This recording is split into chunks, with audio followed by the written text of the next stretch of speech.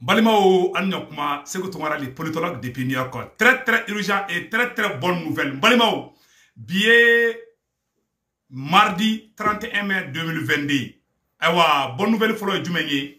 Malion, ko dien alaka dien dongo dugu dje. Mogo keme duru de koumen ni présente koube fe kado Mali surasiala. Si ça tara mogo wakele ani keme duru. Alaga dongo dugu dje a fin bela jale sebe fe. Malien génie clanche bedebe ka wuli di ko fuka do surasiala bi. Oba ira ko anga transition ka tabolo ka kosobe. Se vous tournerez fini mon flena tanto. Alay bokum. Shogun Kokala Maïga, nous avons permis c'est docteur Shogun Kokala Maïga, le général Shogun Kokala Maïga, merci beaucoup.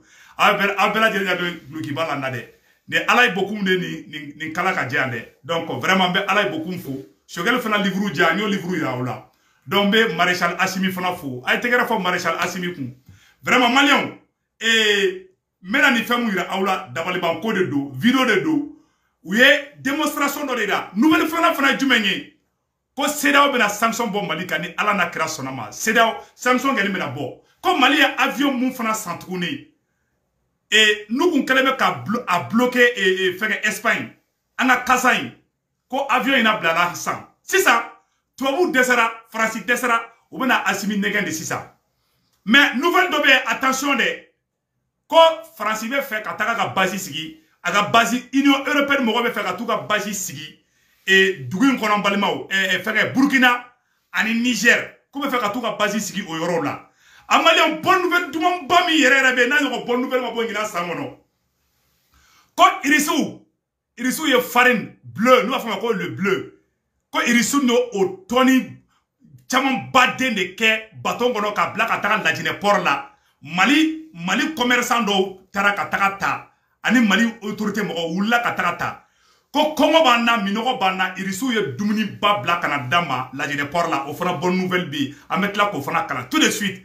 Malion, nyo de fois ngina sa, hali ambarogo ma boy blé, Mali la fiara ka bawo. Ou desara koy, ambarogo awa Sénégalais ka commerçant nyamoko ba be ulabi. Kataka Sénégal président yoro. Macky Sall, Sénégal commerçant be ula, commerçant ka association ula kata fo Sénégal président ngena. Koni ambarogo ma bo Mali ka koluka ko be tena, pew koluka war be tena, kuka fe be tena. Alors, c'est vous voilà s'appeler Bebisa. Aïe, alors beaucoup. Docteur Alaï beaucoup, merci beaucoup. Balimao, amène un nouveau de Kalassan, non, Angadje, Angola Benjoko fait. Balimao, alors, Malikaride, billet, signé à la Calais. Aïe, une nouvelle de France Rotouni, ko G5 Sahel Surasi d'Obé de bon. Antia pour G5 Sahel, ça passe, Mali de G5 Sahel là. Koua Surasi d'Obé Minena, Koutara Bimogodoka, on fera information à travers la radio Gintan. Donc, Balimao, nouvelle mais non ko Charles Daniel te bamako blé ko Charles Daniel bulla ka tabija ko insécurité be malla donc balimao ko anga surasu yo opération de ke kunu mo jugu fefe be ni marfa ba bulu ku ya bela jele mbo barala pew voilà donc balimao ameno boko kala ambo bonne nouvelle la dje. Aujourd'hui, les demandeurs ont 500 demandes par jour. Aujourd'hui, les demandes ont triplé, passant de 500 à 1500 par jour. Alors, la question que l'on se pose, d'où est venu ce désir d'engagement des jeunes à défendre leur patrie? Nous voyons aujourd'hui notre femme est en train de monter en puissance à travers les efforts fournis par nos autorités de la transition. C'est ce qui a motivé les jeunes gens à s'engager au service militaire, parce qu'aujourd'hui nos autorités de la transition ont pris tout engagement pour mettre en condition les forces armées de défense. Le président de la transition, il est jeune comme nous. S'il échoue, c'est toute la jeunesse malienne qui a échoué. Donc nous sommes engagés comme lui. Balimao, bonne nouvelle fléningue. Mali jeunesse Rebecca Bamako, Ségou, Sigasso, Mopti, Kidali, jeune bede koko fuka do sorasi à la bi. Quoi, ko Assiminiche, ko maréchal Assiminiche. Malion, aye do maréchal Assimie de. Kolube sa sorasi, comme be fait kaka sorasi. Mali jeunesse bede ulembe bi kofu ou beka sorasi bi. Dongo do, moi qui me trouve être présentation que ka demande do kofu do sorasi là. Si ça a triplé là de, dongo do demande be ke ka taka ko be fait do sorasi là.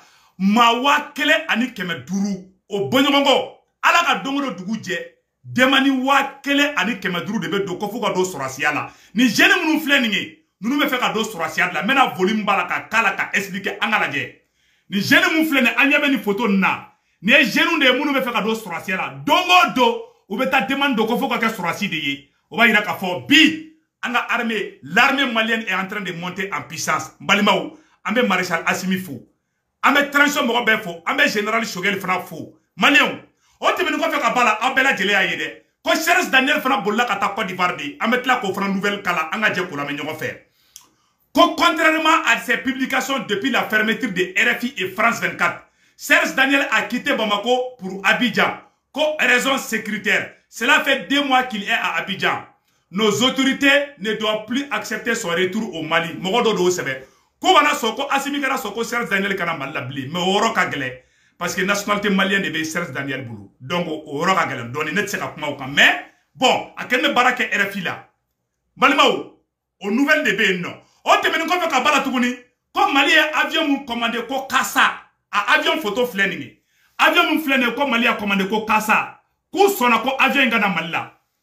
Maliens ou desera ou ye sanction ke ou ye bagabaga ke ou ye ka sanction kan kuna wakati mina ka sanction to Mali kuna maréchal Assimi forage keme ani biduru ni shegi ayo de se ka minogo bo Maliens na wakati mina ou kelebe ka sanction bi Malika maréchal Assimi be ka marfa sanka di anga strosuma ka Mali dugu libéré Mali dugu keme woro ani ko de libéré la maréchal Assimi bolo wakati mina ambarako banga jamana ka Maréchal Assimi sera ka forage se ko di mogoma ka dumuni ngini ka di mogoma ka jijele ngini ka di mogoma ka sanction to Mali kuna terrorisme faso nous va ko jaune de Tessit Mali sera ko yoro libéré o wakati asro embargo de be Mali kande Tessit de kunga juguni dugu beye Tessit soroli ka gelani Kidali soroli Tessit soroli ka gelani dugu be soroli Mali sera kata Tessit libéré Francisco kale kelentese kofo ou ka G5 Sahel ke Francisco kale kelentese ka Tessit libéré. Mais l'armée malienne a libéré Tessit au joug des terroristes. Awa kono tuguni ou ya opération militaire doke. Malima o met la ko vocal kala o benison jale meke. Amarago inkera froide ka Assimi kanu do malien deuna. Assimi kanabo fangala sande. Malien a ben alana krache Mali kuna wolola bi. Bebe fe ka ke malien bi. Grâce à maréchal Assimi et général Choguel. Nyone fana mo le dio Assimi Choguel, c'est le meilleur dio. Wallahi Allah. Assimi Choguel, Assimilin Choguelin. Nous fraxé tadro ibe keneba foko faliku tegeli. Billahi maliam mera munye fonyena. Ka embargo to ankuna. Assimi forasi sengadi mogoma. Ka forasi sen Kidali, ka forasi sen Kai, Mokti, Segu, Buguni, Sigaso, Kita, Kuchala, Mali dugu te ko forasi ma se dugu mina. Mali histoire la président forasi c'est en tout cas la madeli ka kefolo. Mais maréchal Assimi ngula kijo. Kofo minogo ka bo mogola. O ya so embargo de bankande. Embargo banka wakati mina. Anye avion chama sa irisu bolo. Embargo banka wakati mina. Anye forasi use. Embargo banka wakati mina. L'armée malienne monte en puissance. Embargo banka wakati mina. Mali dugu keme duru ni kode libéré la. Ka ke malien den saboye. Ka malien den ya kanu. Ka don dugu were mogo la. Dugu were mogo ka fo kombe sa malien la. Kofo nga ke malien ye. C'est à travers l'embargo. Embargo mi kera ankuna kera furadi. Aye Assimi mangoya ka Assimi ke sanuberende ka di malien den bela jeleba.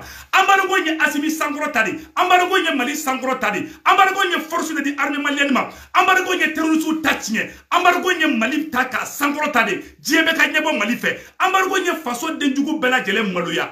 Ou chite se ka kuma bi. No kuma bi. Ou be mangoya soro ba foko wulumzoni bobi. Malien nyo de fois bela jele ngena. Mali be oro mina bi. Mali kera malien den de saboye. Aw kana regretter, aw kana fengede.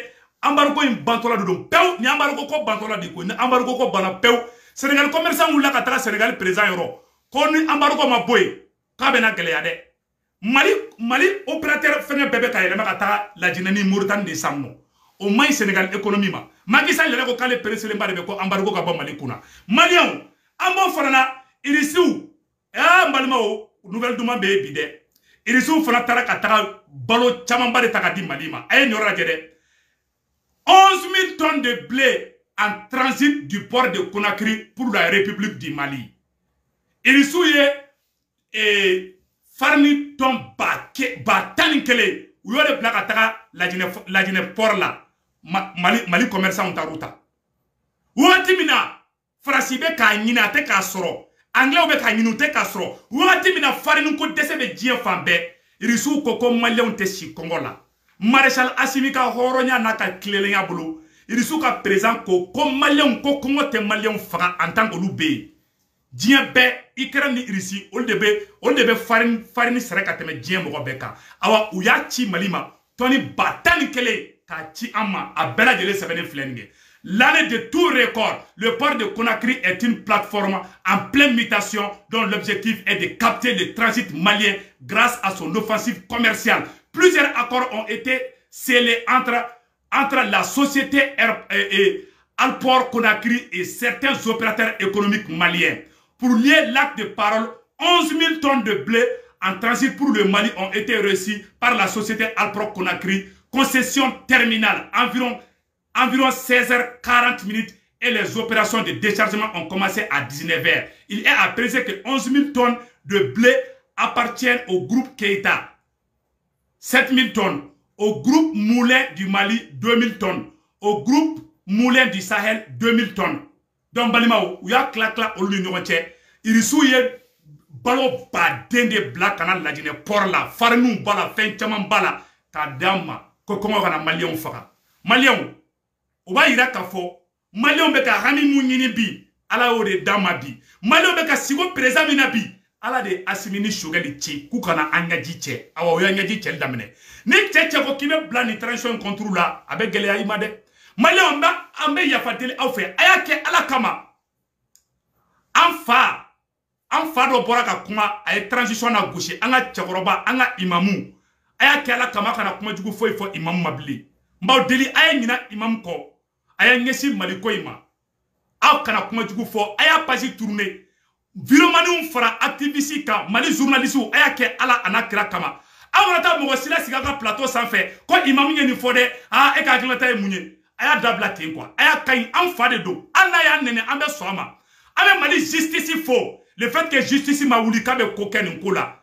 mɔgɔ bɛɛ tɛ minɛ mɔgɔ bɛɛ tɛ fɛngɛ an fa de don n'a ye mun kɛ an ka to ye an ka la faamuya ça passe Mali kura de don an mago bɛ mun na bi malien bɛɛ k'i tɛgɛ di ɲɔgɔn ma bi an bɛ fɔ ko bravo à la justice malienne a ye nin kɛ ji bɔnnen ye a ye cɛkɔrɔba to yen mɔgɔ si kana kuma jugu fɔ cɛkɔrɔba ma a y'a kɛ ala kama a ka cɛkɔrɔba to yen malien bonne nouvelle fana bɛ yen tuguni Mali armée taara ka taa terroristes de faga ka t'u sɔrɔ dumuni ni fɛnw na an bɛna photo dɔ yira aw la a photo maɲumako ka bon dɔɔni n bɛna yɔrɔ bɔ ka yira aw la an ye information dɔw sɔrɔ a vocal fana bɛ yen mais n bɛna photo in bɔ ka photo in yira aw la sisan aw n'an bɛ jɛ ka photo lajɛ Mali sɔrɔsiw ye opération min kɛ ka terroristes faga olu de su filɛ nin ye su in fana kɔfɛ a ye vocal lamɛn dɛ.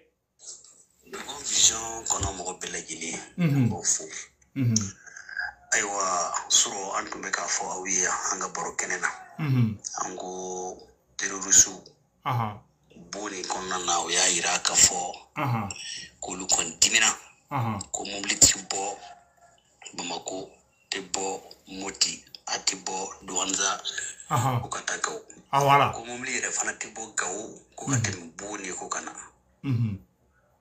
mɔgɔ o mɔgɔ yɛrɛ kun ɲɛsinna Boni ma u y'u ka cidenw bila ka na fɔ k'a bɛɛ ka segin ko n'o tɛ ko ni fɛn o fɛn y'a fɛn mɔgɔ sɔrɔ ko y'a ɲini ayiwa ja olu b'o la arami fana b'a t'a la Mali sɔrɔsiw sɔrɔ 3h du matin waati armée de wulila ka taa nin zone ninnu kɔnɔna na n'a ka pankurun ye ka taa jateminɛ kɛ k'a ye k'a fɔ zone dɔ la ja terroristes tun bɛ ɲɔgɔn yela ye sufɛ 3h du matin ka sɔrɔ ka bom jigi a yɔrɔ in na kibaruya min kɔni sera ma a fɔra ko bom min jigila ko bomu in a ye tasuma bɔ dɔ de wuli kungo kɔnɔna na ka yɔrɔ caman jeni wa terroriste hakɛ min sara la hali sisan a ma se ka dɔn fɔlɔ o tɔ an bɛ armée yɛrɛ ka communiqué kɔnɔ ayiwa n'a ye min sɔrɔ fana kibaruya la an bɛna taga na k'o da o tulo kan